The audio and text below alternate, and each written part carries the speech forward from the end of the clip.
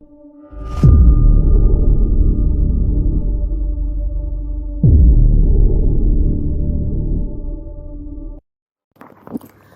saudara-saudari yang dikasihi Tuhan, kita bertemu lagi ya. Salam sehat selalu dan terus semangat. Hari ini kita sudah masuk di dalam hari doa puasa kita yang ketiga. Dan tema renungan doa puasa kita tanggal 8 April 2020 adalah Dia mati untuk mengumpulkan domba-dombanya. Terambil dari kitab Yeremia pasal 31 ayat 1 sampai 14. Namun saya akan membahasnya dari 3 ayat saja, yaitu ayat 3, 4 dan 10. Sebelumnya mari kita sama-sama masuk di dalam doa terlebih dahulu. Bapa kami yang baik, terima kasih Tuhan karena Engkau masih memberikan kesempatan untuk kami semua kembali merenungkan firman Tuhan bersama-sama.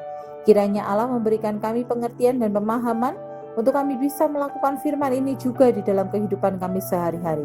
Hanya di dalam nama Tuhan Yesus Kristus kami berdoa dan mengucap syukur. Jemaat yang dikasihi Tuhan, kita bisa melihat latar belakang dari kisah ini, yaitu bangsa Israel yang sedang hidup di dalam penderitaan mereka karena mereka tinggal di dalam masa pembuangan di negeri Babel kurang lebih 70 tahun lamanya. Allah membiarkan hal ini terjadi karena Israel sudah melakukan hal yang jahat di mata Allah. Namun Allah tidak meninggalkan mereka sendirian. Allah mengutus Nabi Yeremia di tengah-tengah bangsa itu. Nabi Yeremia memiliki nama di dalam bahasa Ibrani adalah Yirmeyahu, yang artinya adalah Yahweh meningkatkan. Di dalam tugas Yeremia sebagai nabi yang diutus oleh Allah, dia disuruh memberitakan kabar baik kepada bangsa Israel dan mengingatkan bangsa Israel untuk kembali kepada Allah, supaya mereka bisa taat dan menyembah kembali kepada Allah. Saudara-saudari yang dikasihi Tuhan, hari ini kita juga bisa melihat kondisi dari bangsa Indonesia itu juga tidak menentu. Semua hal yang terjadi di sekitar kita adalah hal yang tidak pasti.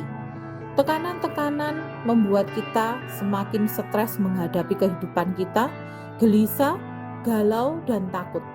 Karena penyebaran virus corona yang tidak pasti sehingga kita dibatasi dalam banyak hal, dan itu membuat kita tertekan. Dari segi perekonomian kita juga merasa tertekan. Dari segi bisnis dan usaha kita juga tidak bisa leluasa. Maka dari itu kita merasa perekonomian hari ini betul-betul jatuh. Dan itu membuat kita semakin ragu, semakin takut, dan semakin gelisah menghadapi hidup ini.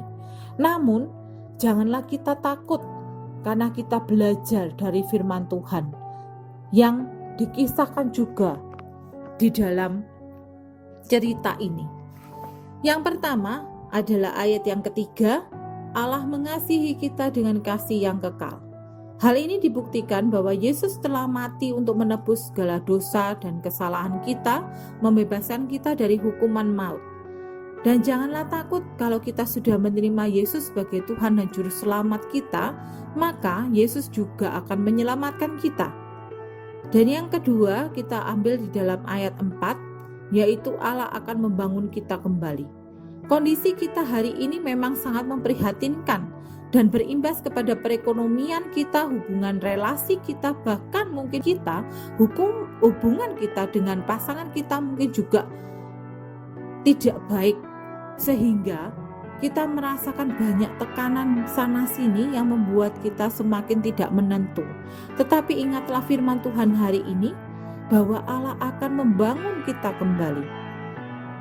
Sehingga tetaplah berharap dengan tidak putus asa kepada Allah yang memberikan keselamatan, perlindungan, dan juga kasih setia itu kepada kita. Berkat yang juga Tuhan berikan untuk kita semua, sehingga kita tidak patah di dalam semangat kita dan terus semangat di dalam kehidupan kita. Kita terus berharap kepada Allah supaya Allah juga membangun kita kembali dan memulihkan kondisi dan keadaan kita kembali. Yang ketiga, Saya melihat di dalam ayat 5-10, yaitu Allah menjaga kita seperti kawanan domba gembalaannya. Dalam Injil Yohanes pasal 10, Yesus menyebut dirinya sebagai gembala yang baik yang selalu akan menjaga dan melindungi kita. Allah rindu kita juga bisa kembali berkumpul dalam persekutuan yang indah bersama Allah. Kita yang mungkin merasa undur dalam iman kita selama ini, mungkin kita bisa sama-sama memperteguh iman kita kembali dan membuat satu hubungan yang intim bersama Tuhan di dalam persekutuan dengan Tuhan. Dan kita kembali membangun relasi kita dengan keluarga dan sesama yang ada di sekitar kita. Baiklah kita sama-sama belajar dari firman ini, bahwa Allah tetap menjaga dan melindungi kita. Allah ingin mempersatukan kita menjadi satu kawanan domba gembalaannya yang betul-betul akan dijaga dan dilindunginya dan dipersatukan kembali. Sehingga marilah kita hidup di dalam satu pengampunan. Karena Yesus sudah mengampuni kita semua dan kita juga belajar untuk mengampuni.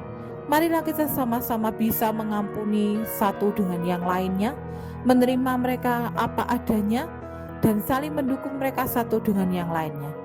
Supaya apa? Tidak ada lagi akar kepahitan di antara kita, karena kita sudah mengampuni satu dengan yang lain. Marilah kita belajar dari firman ini, supaya di dalam satu hubungan yang baik dan relasi kita yang baik dengan Allah, terjalin persekutuan yang indah dengan Allah, dan kita bisa memanifestasikan atau mengimplikasikan atau merefleksikan hal itu di dalam kehidupan keluarga dan sesama kita.